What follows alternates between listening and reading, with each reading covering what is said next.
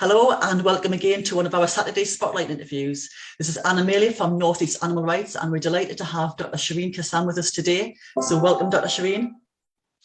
Thank you very much, Anna. Thank you for having me. You're very welcome. Okay, so without further ado, we're going to go straight to questions and we're going to delve into your journey into veganism and all your work and everything you do. Okay, so first of all, can you tell us about your vegan journey? How much of your upbringing contributed to your career and your advocacy?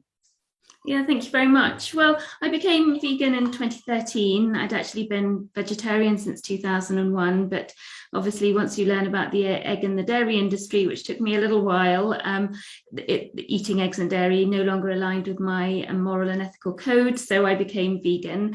And it was sort of a family journey. My sisters, Layla and Zara, also became vegan at the same time. You know, we sort of chatted lots, were influenced by similar people and organizations. And yeah, so the three of us have been vegan since 2013.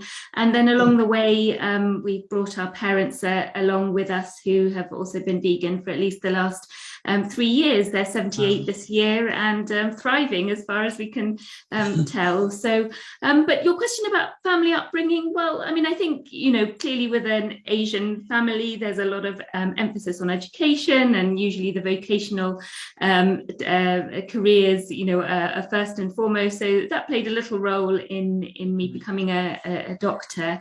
But I guess with my parents, they've always been very open-minded. My father's a pioneer of a different paradigm of agriculture called conservation agriculture. So sort of going against the grain and not being entirely conventional has definitely been part of our upbringing. Mm-hmm. You mentioned your sister there as well. She spoke at the Animal Rights March in London, didn't she?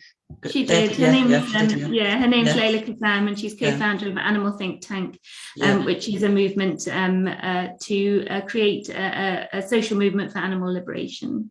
So all of your family are pretty unconventional, really, and you're all sort of like pushing for, you know, for big change in your own sort of in your own way, aren't you? Yeah. In our small ways. Yeah. So how much pushback did you get from your profession about you being vegan and an animal rights activist? So it obviously varies. You know, I think the medical community is large, and there's many different ways of thinking about health and well-being, and obviously our place within nature and with the animals. And you know, obviously some people are highly skeptical about, you know, the term veganism and vegan diet, and can it be aligned with good health as well? Whereas there is now a growing movement of doctors and allied health professionals that are themselves vegan, and I met a number of them on the Animal Rights March this year, which was wonderful to see. Yeah. It is quite heartening to see more and more doctors, you know, and medical professionals, because, you know, we were talking yesterday, we were out at an event and we were talking about the fact that in the most NHS hospitals, it's very, very difficult to access vegan food. And you just think, well, it's, you know, everywhere is saying all the science is pointing towards plant-based diets as being healthy. Yet the NHS, which is supposed to be looking after us and saying, you know, we want you to be healthy. This is how you become healthy. They are not. They are making it really difficult to access vegan food. So you're involved with Plant-Based Health Professionals UK. So can you tell me a little bit about that? How did it come about, and how do you know, what do you do? What does the whole organisation do? Yeah, thank you for asking. So after becoming vegan in 2013, I had to educate myself, as we all do, about how to adopt a healthy vegan diet.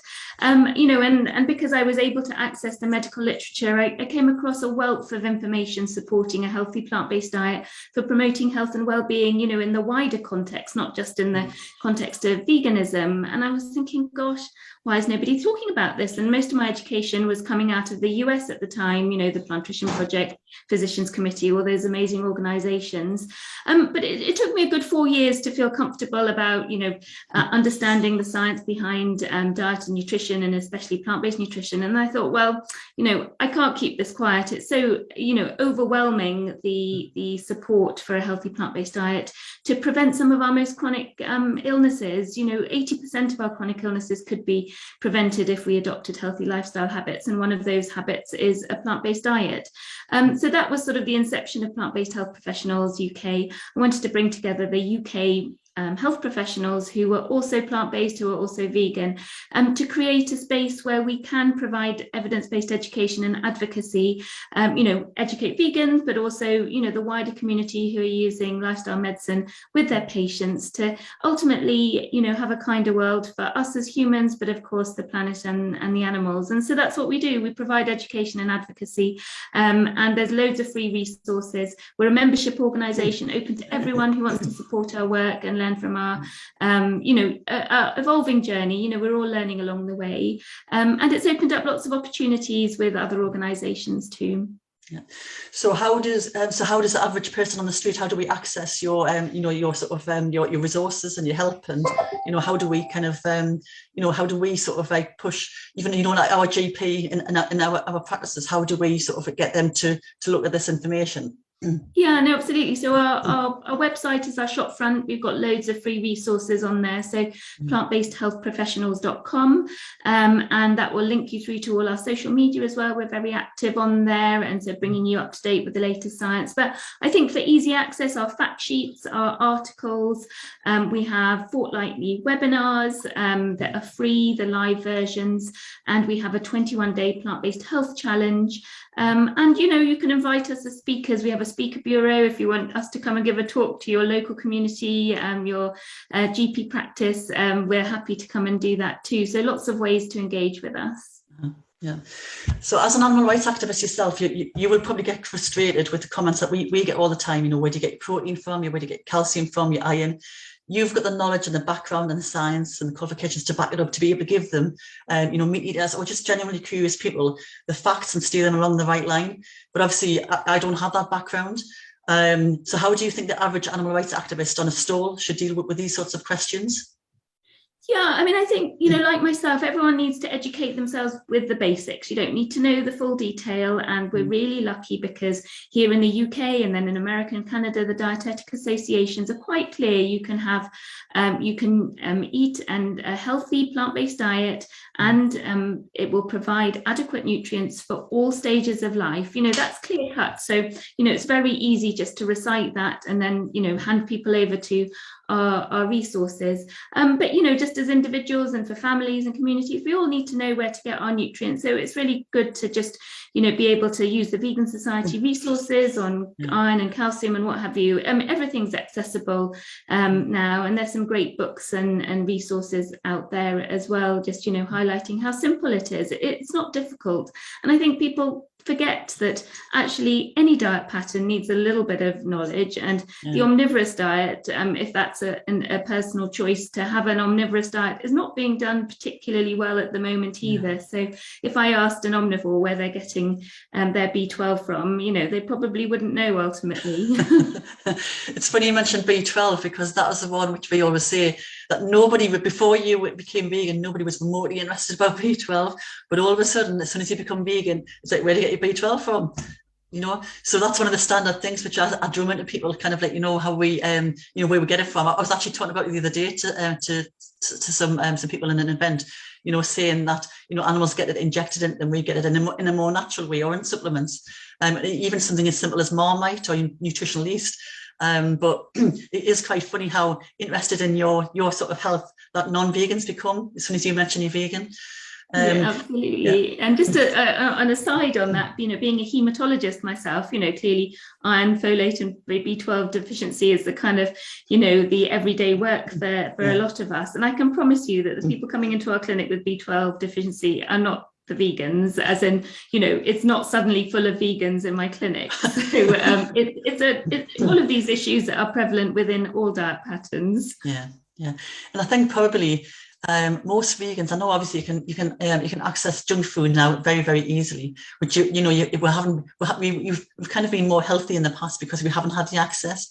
But it's a bit like there's an expectation for vegans to be automatically more healthy, and that's not normally the case now. That's not usually the case. I mean, you can have it's a bit of kind of the balance between we don't miss out, because we have all these different things available to us, and actually saying you can also be healthy, but like you said, you've got to have a little bit of thought behind and a little bit of research, rather than just saying tomorrow I'm going to eat vegetables, and then you're literally just sitting there eating loads of vegetables, the same sort of vegetables, and you're not getting any energy or any carbs or anything from it, or but you mentioned there about hematology. So how do you promote veganism within that area of expertise? And yeah, I mean, I wouldn't say I specifically promote veganism. I don't think that's the right approach for me in a clinic, which I'm mainly seeing people with a type of cancer called lymphoma. So I don't promote veganism in my NHS practice as such. I counsel people on a healthy diet for cancer prevention, for health and well-being, and it is a diet that is predominantly or exclusively plant-based, in line with the guidelines. The World Cancer Research Fund says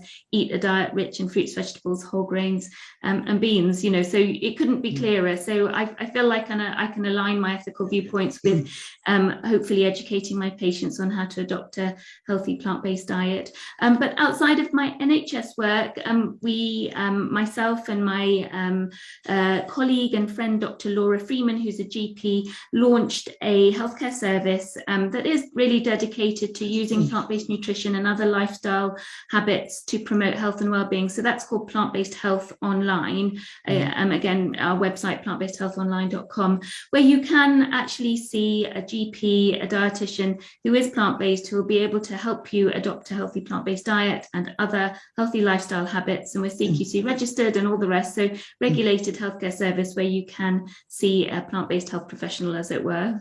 Yeah, I know that, excuse me, that we, medical students currently have a very, very small amount of training for on the nutrition side of things. My niece at the moment, she's a medical student and she's in her third year of 6 years. And I asked her to have a look at how much nutrition is in that. And she said it's about 15 hours in total out of 6 years. And, it just kind of makes me sort of wonder, who's writing the courses, who's writing the curriculum. And I know there's an awful lot of things to cover. But surely prevention should be, prevention and healthy living should be a bigger part of it.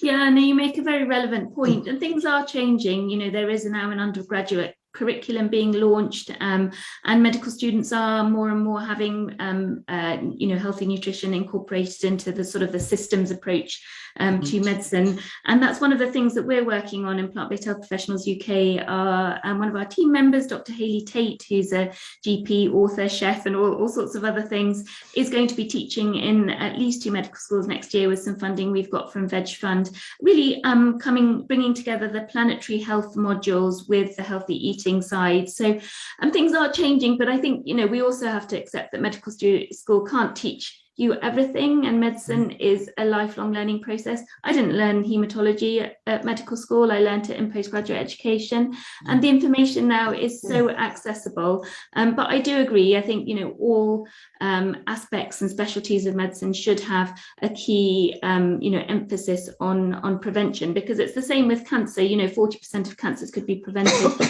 But I guess that, the way our healthcare system is, that ultimately doctors are kind of firefighting at the sort of, at the end point of chronic disease, when we really do need to know all the kind of medical and pharmaceutical and technical aspects of that.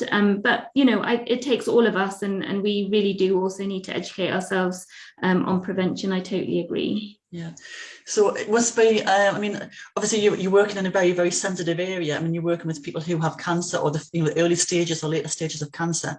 So it must really be a sort of a mixture of emotions for you, sort of very, very sad and very frustrating to see people who could have, they would not have had this particular cancer had they followed a different lifestyle. So what sort of conversations do you have with people when you kind of, when you can't say, if you had done this, you wouldn't have got it, but how do you sort of approach it? Yeah, well, that's not quite the case for the cancers that I look after. So lymphoma is not one of the key preventable cancers. So, it's not a scenario where, something simple could have prevented it. But having said that, even, the healthiest and most plant-based vegan person, can get chronic illness. So, it's not that everything is preventable. You're just able to reduce your odds of getting a chronic illness, and certainly things like type 2 diabetes, hypertension, heart disease, the common things. But what I find in my clinic is that, you know, people ask me the same things pretty much, you know, what can I do? You know, is there anything I can eat? Anything that can improve my chances? So it's really a teachable moment, really at the right time. You know, initially it can be completely overwhelming, as you might imagine, to have a diagnosis that's, you know, life-altering, and then to hear about all the different and potentially toxic treatments that an individual needs to undergo. But at some point in that journey, people are open to talking about what next, and if they're lucky enough to get into remission, then you do have that opportunity to talk about how things can be better going forward. Because, you know, as we know, people who've had cancer have an increased risk of getting a second cancer, and a lot of the treatments we give increase the risk of other chronic illnesses, you know, like fatty liver and heart disease and hypertension. So there's still a big aspect of diet and lifestyle that people can take control of, you know, within their means, that can really help improve their chances. And that's one of the things we're trying to do at Plant-Based Health Online. We've got sort of cancer survivorship or thrivership programs that people can link up with, and we're kindly being supported by the Chartwell Cancer Trust, which is subsidizing our program. So that's something that people can look out for, because, you know, you can't change what came before, but you can really live differently going forward. Yeah. So presumably people, you know, your patients know that you are a plant-based professional, so they're kind of open-minded to sort of that sort of conversation in the first place. Yeah, they may or may not know. I mean, you know, sometimes it's not appropriate to be talking about things like that. Not everyone Googles my name, you know, but so if they do, then they know. You know, so everyone is very different, and you know, you need to meet the patient or the person where they are within the circumstances. You know, for a lot of people, the fact that they won't be able to go to work for 6 months is much more important issue to get on top of their financial, housing, you know, security, that sort of thing. So it's very different, but I'm able to talk about the things that I'm also passionate about as well in my workplace. Yeah. So we, you know, a lot of us have seen, you know, there's a new documentary out called Eating Our Way to Extinction. So how exciting was it for you to be asked to be part of that? I mean, it's a massive documentary at the moment. Yeah, and it's super exciting. It's so funny because I was interviewed over 3 years ago. I was so worried before it came out, thinking, gosh, I didn't know anything back then. I could have done such a better job. But thankfully, once I plucked up the courage to watch it the other weekend, it was great. It was wonderful, and rather surreal to see myself as part of it. And luckily, I didn't say anything, make any big clangers or anything. It was all really well researched. Their facts were really spot on. It was amazing, because, you know, there was a lot of UK professionals and academics in there, which makes a nice change for all the American documentaries that we're getting. And I'm lucky enough to know one of the producers, Kian, and her sister Ariane, who are amazing individuals, long-term vegans and really great advocates, and really hope the film gets to the people that need to watch it. Yeah, it is. It's really good that you know, that there are more sort of like UK professionals feeding into these documentaries now, because, you know, a lot of what we get is, oh, this is from America, this doesn't happen in the UK, you know. But actually hearing people from the UK talking about, you know, exactly the same things we're advocating on the streets all the time, it's really good. It's really good. So congratulations for your part in that. It was really good. Thank you. Now I want to sort of like move now to vivisection, because we know that currently the law has changed in terms of cosmetics. So you're not obliged by law to test cosmetics on animals now, but at the moment we still have to test drugs. And obviously with the COVID vaccine and everything, there was a big controversy around, you know, vegans, whether they take the COVID vaccine or anything. So you know, how do you think we're ever going to escape this? You know, are we going to be getting away from vivisection, or what's the sort of like the feeling in the, you know, the Plant-Based Health Professionals UK forum? I mean, how do you have conversations about vivisection? Yeah, no, it's a really difficult one, and to be honest, it's not an area that we're actively working on. Obviously, on a professional and personal level, it is something that is in the forefront of my mind, especially given that we know that the majority of studies that are done on animals really make no difference to the outcome for us as humans. So But I'm encouraged. I think we always need to have hope. And as you say, things have changed dramatically already, in the cosmetic world, the way we sort of think about the clothes we wear, the shoes we wear. So, I really hope that the medical professional will see that there are different ways of testing drugs, and there are animal-free methods for testing for drug toxicity and efficacy. And there are other organizations like Animal Free Research UK and also Physicians Committee in the US doing incredible work that I fully endorse, because at the end of the day, I don't believe that this needs to be done for us to have an active drug development program. The trouble is that, these sort of old-fashioned ways of thinking just become entrenched. And it just takes far too long for the animals, for us to unpick all these, laws and regulations that we've had in place for, decades, if not more. So I don't want to think that we'll never change, but it will be slow. And you're right. I think it is something that all of us as doctors need to be highlighting. And maybe that is something I need to be doing more of. But I certainly there in support of all the organisations that are. Yeah, I think, you'll be aware of what's going on in Camp Beagle at the moment in Huntington, and we're going to go down and support them next week.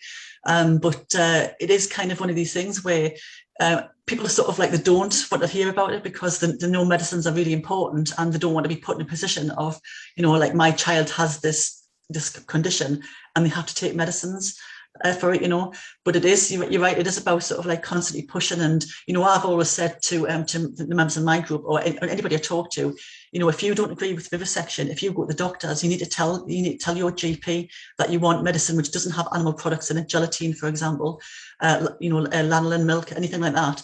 But also tell them that you are against vivisection, because the more you talk about it, the more the doctors will, the GPs, the practices will have to listen, and they will talk to their professional bodies as well and say, the time is that we have to make these changes. So your voice can make a difference. You may not realize it, but it always does. Yeah. Agreed. You never know when you spark that bit of interest or curiosity in an individual who could then go on and make a difference in their own sphere. And I am a doctor, so I'm clearly aware of the fact that everything I prescribe has been tested on animals. I take medications. You have to do what you can with what's available now, but that doesn't stop us wanting and demanding better. Yeah, I agree. So with all of the things you do, you're obviously very, very busy. You've got all sorts of things going on. So how do you look after your own mental health and well-being, but also you mean in a good vegan role model as well?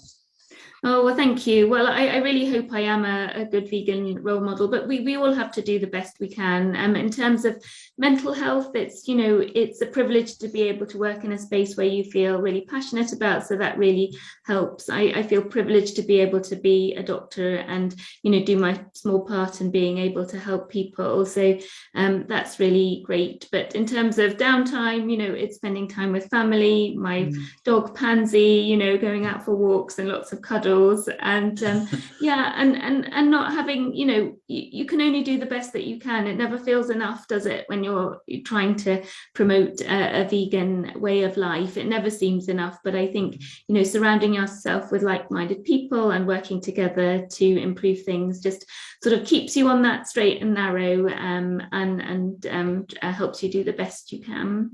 Yeah, that sounds like a really, really good way of dealing with things. Kind of surround yourself by the people who are kind of, we call them our vegan family. The group, because it's like a safe space where you can sit next to them, you can talk to them, and it's everybody has they come from different backgrounds and everything, and different experiences, but actually they all have the same fundamental values, and it's really, really important because. You're obviously a very, very positive person, and I try to do that as well, rather than kind of like think of how much more we've got to do. Kind of look at how far we've already come, and then keep on pushing. And I think that sounds as if plant-based health professionals and plant-based health online and everything. That's exactly what you're doing, pushing the positive aspects of it, because that's what people want to hear. They want to hear the good, the benefits to them, really. How it's going to affect them. Does that sound about right? Yeah, I think so. And I think for me, you know, being a doctor, it remains a very privileged position. And that's how I can contribute, by just helping people be as healthy as they can on a plant-based diet, supporting the vegan movement in that way. And as you say, you know, not every single vegan might want to know about every nutrient, but at least there is an organization that can support their message. Yeah, I think it is really, really important that we have, you know, veganism approach from all angles. You know, I mean, we talk about the planet quite a lot now. You know, it's on the news because essentially there's a lot of people who don't care about animals. So if we constantly pushing the vegan part of it and the animals, you know, people are going to switch off. But a lot of people want to know how it's going to affect them, and the planet part of it, climate change and all the sort of things around that. You know, people can see that eventually it will you know, cause problems for them, but the health part of it as well. So that's a really, really important angle. You know, if people can see how, you know, their health and the family's health, particularly if they have children as well, can be impacted positively, that's a really, really good way to go as well. So, you know, it's brilliant, all the work you're doing. It's you know, I follow you. You know, I have followed you for quite some time, and I watch what you do, and it's really, really good. It's really good to have somebody in the profession you're in, being such a positive role model and constantly sort of like pushing the positive side of being a vegan, you know. So thank you very much for that. Oh, thank you, Anna, and for you guys as well. Amazing work. So what's next for you then? Oh, well, thanks for asking. Well, the new year is going to be exciting because my sister and I have written a book, which is available on pre-order already, but it's called Eating Plant-Based: Scientific Answers to Your Nutrition Questions. So really, we shaped it in a way, I don't know if you've read Eat Like You Care by Gary Francione. So that was one of the books we read initially for, you know, when we became vegan, thinking about the kind of ethical arguments. And this, I was trying to make it a Q&A book in the kind of answering all those health questions, and so really hope it will help individuals like yourself, but also the healthcare professionals that are still worried about some of these, you know, questions like protein and calcium and iron and all the rest, and all the bigger aspects of health and well-being. So that's coming out in the new year. I think it's the 20th of January, and then the rest of this year is sort of working on another book, which is an edited textbook that I'm doing with my sister and dietitian Lisa Simon, which is a textbook on plant-based nutrition in clinical practice, to really provide a text for health professionals to go and pick off the shelf, to say, well, actually, there is an academic literature here. And again, highlighting UK expertise, but some international expertise where we don't necessarily have the individuals here in the UK. And that will be a kind of companion to the course I ran at Winchester University, which is an 8-week online course aimed at health professionals that can use for their appraisals and CPD hours, that's been running for the last 2 years, that's sort of ongoing at the moment, and lots of new dates for next year. So that's all going to keep me very busy. It's like it sounds like you don't have a moment yourself. I mean, those books are, you know, they sound absolutely amazing, because it is really important that, I think, from, you know, most people trust the GP and the GP's advice. So if you can kind of get the GP's mind sort of like, you know, aimed towards plant-based, you know, in a kind of way of living and everything, that's a massive hurdle you've overcome. So, you know, if you know, so these books are going to be really, really useful, and obviously the course you're running as well. So it sounds absolutely amazing. So, we're going to sign off now. I think that's, you know, it's been really, really interesting to talk to you today, and thank you very much for giving up your time today. You know, and good luck with you, with your book and everything that you and your sister do as well. And good luck with Plant-Based Health Professionals UK. I'm sure everybody will be checking it out now, and we'll certainly be buying your books as well when they come out in the new year. So thank you, Anna. You're very welcome. So this is Anna Amelia talking to Dr Shireen Kassam, saying thank you very much and signing off for now. So bye-bye everyone for now. Okay, and we'll see you later on. Bye. Bye.